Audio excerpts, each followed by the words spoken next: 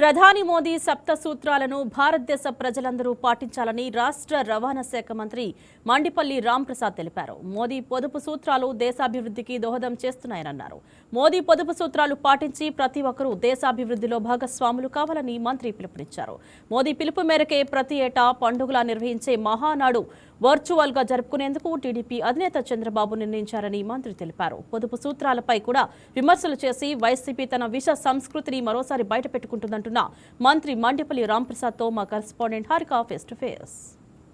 కూటమి ప్రభుత్వం అధికారంలోకి వచ్చిన తర్వాత ప్రజల సమస్యలు నేరుగా పరిష్కరించే దిశగా ఏర్పాటు చేసిందే ఈ ప్రజా దర్బార్. ఈ రోజు టీడీపీ ప్రధాన కార్యాలయంలో ఏర్పాటు చేసిన ప్రజా దర్బార్కు చాలా మంది రావడం జరిగింది.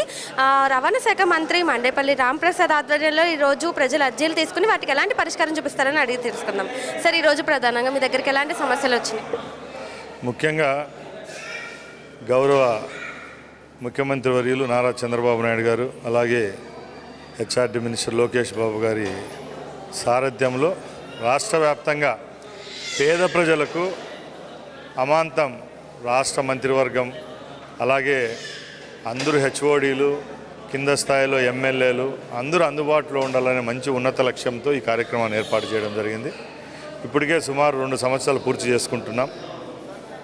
రాష్ట్ర వ్యాప్తంగా ఉన్న ఎన్నో సమస్యలపై అవగాహనతో సంబంధిత అధికారులతో మాట్లాడి ఆ సమస్యలను తక్షణమే పరిష్కరించే విధంగా ఈ పీజీఆర్ఎస్ ప్రజా దర్బార్ కార్యక్రమాన్ని టీడీపీ సెంట్రల్ ఆఫీస్లో ఏర్పాటు చేయడం జరిగింది. దీనికి విశేష ఆదరణ లభిస్తూ ఉంది.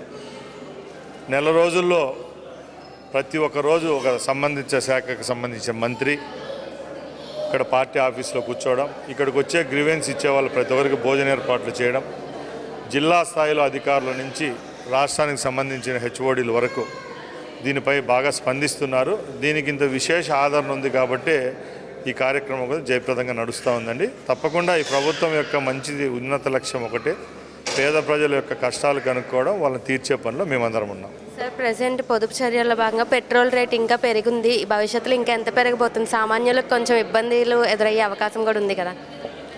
ముఖ్యంగా ఒకటే చెప్తున్నామండి, చంద్రబాబు నాయుడు గారు ఉద్దేశం ఒకటే, భారతదేశంలో నరేంద్ర మోడీ గారి సారథ్యంలో, రాష్ట్రంలో చంద్రబాబు నాయుడు గారి నాయకత్వంలో ప్రజలకు సుభిక్షమైన పరిపాలన అందించే పనిలో మేమున్నాం.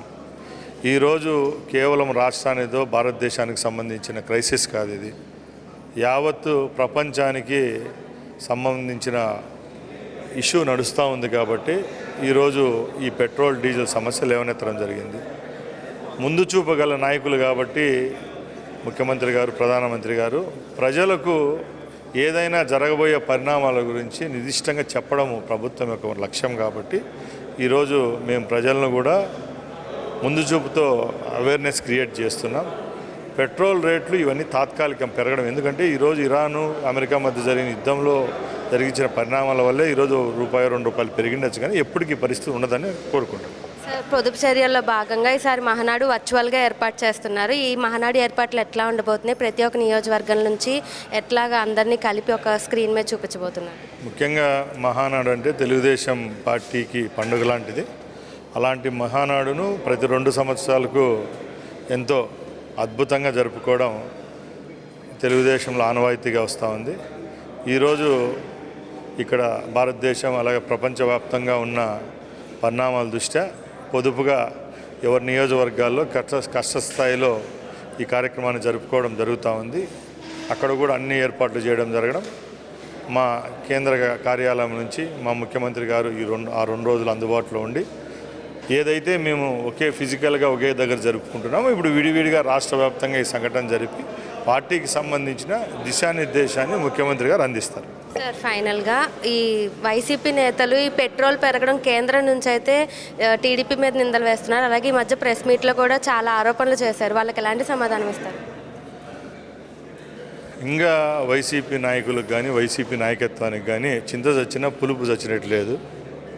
11 సీట్లకు పరిమితమైనారు. ఈ రోజుకి కూడా ప్రజల యొక్క ఆకాంక్షలు, అభిరుచులు కనుక్కుండే పరిస్థితుల్లో వాళ్ళు విఫలమైనారు. సంఘటనలు ఎందుకు ఏర్పడుతున్నాయి, ఇక్కడ జరిగిన పరిస్థితుల గురించి అవగాహన ఉండేవాళ్ళు ఎవరు అలాంటి మాట్లాడరు. ఏ పని చేసినా కూడా తప్పు పట్టే పరిస్థితుల్లో ఉన్నారే కానీ దీనికి కారణాలను ప్రజల్లోకి తీసుకొని పోయినప్పుడు వాళ్ళు ఏ విధంగా స్పందిస్తారనేది ఒకసారైనా వాళ్ళు కూడా ఆలోచించవలసింది కోరుకుంటున్నాను. Thank you. సో చూశారు కదా, ఈ మహానాడు కార్యక్రమం అనేది ఈసారి వర్చువల్గా జరుగుతుంది. ప్రతిసారి కలిసి చేసుకునే వాళ్ళం, ఈసారి ఒకే స్క్రీన్ మీద చేసుకోబోతున్నామని చెప్తున్నారు. అలాగే వైసీపీ వాళ్ళు కూడా చింత చచ్చిన పులుపు చావనట్లేదు అన్నట్లు ఎప్పుడు చూసినా విమర్శిస్తూనే ఉంటారని ప్రజలు చూస్తూనే ఉంటారు. కాబట్టి పట్టించుకోవద్దని అలాంటి మాటలను కూడా చెప్తున్నారు. వీడియో జర్నలిస్ట్ సురేష్తో హారిక, వైకే న్యూస్, మంగళగిరి నుంచి.